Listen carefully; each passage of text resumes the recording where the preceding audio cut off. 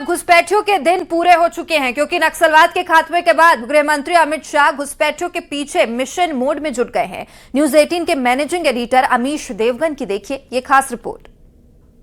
आज जो खबर मैं आपको बताने जा रहा हूं उसका सरोकार सीधे आपके मेरे हम सबके जीवन से है, क्योंकि भारत में अब घुसपैठियों के दिन पूरे हो चुके हैं। क्योंकि नक्सलवाद के खात्मे के बाद गृह मंत्री अमित शाह घुसपैठियों के पीछे मिशन मोड में जुट गए हैं। बंगाल में भारतीय जनता पार्टी की जीत के साथ ही गृह मंत्री अमित शाह ने अपने वादों को अमल में लाना शुरू कर दिया है। यानी भारतीय जनता पार्टी ने जो संकल्प पत्र बंगाल में जारी किया था उसको अमल में लाया जा रहा है और आगे की प्लानिंग ऐसी है जो घुसपैठियों और उनके पॉलिटिकल आकाओं के पसीने छुड़ाने के लिए काफी होगी। 28 मई को गृह मंत्री अमित शाह ने साफ साफ कहा, घुसपैठ पर सरकार की नीति जीरो टॉलरेंस वाली है। अमित शाह का बयान यूं ही नहीं आया था, उसके मायने बेहद गहरे हैं। हमारी सरकार का संकल्प है देश भर से एक एक घुसपैठिए को चुन चुन कर देश के बाहर निकालना। पूरी क्रोनोलॉजी समझ लीजिए व्यूअर्स।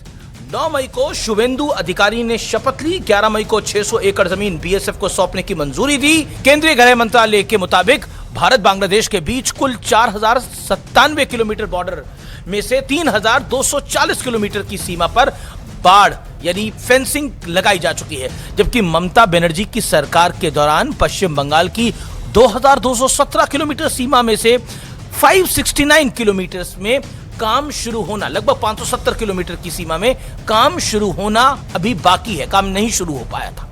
अब वहां भी शुरू ये काम हो गया है। गृह मंत्री 22 मई 2026 को बीएसएफ के कार्यक्रम में शामिल हुए थे।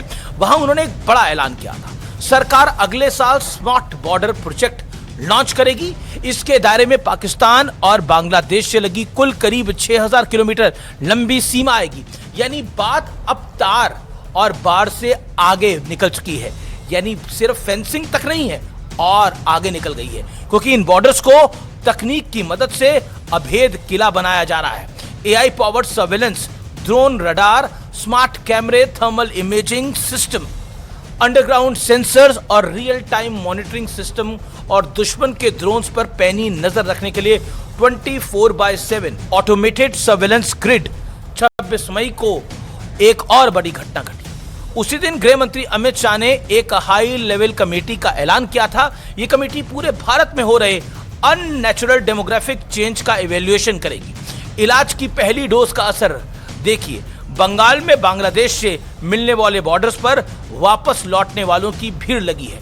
ये कौन लोग हैं व्यूअर्स? ये लोग भारत में कैसे आए थे, यहाँ कैसे रह रहे थे और अभी वापस क्यों लौटने को मजबूर हुए? ये पहले क्यों नहीं गए? अब बंगाल में सरकार बदल चुकी है और सरकार बदलने के साथ ही बॉर्डर्स का माहौल भी बदलने लगा है। नहीं तो ममता बनर्जी के दौर में जब बीजेपी घुसपैठियों का मुद्दा उठाती थी तब पूरा विपक्ष, समूचा विपक्ष बीजेपी पर सांप्रदायिक सियासत के आरोप लगा देता था, और आज जब बांग्लादेशी वापस लौट रहे हैं उन पर सब खामोश हैं।